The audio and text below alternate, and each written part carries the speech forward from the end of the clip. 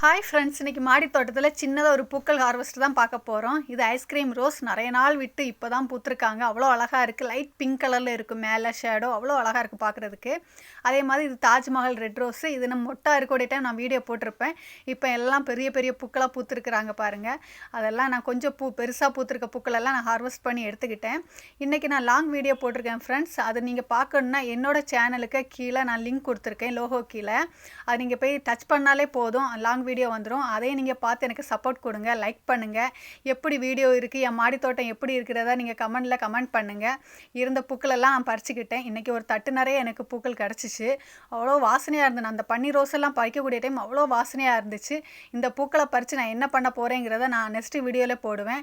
இந்த video பிடிச்சிச்சா like பண்ணுங்கள், subscribe பண்ணுங்கள். தேங்க்யூ. Bye friends.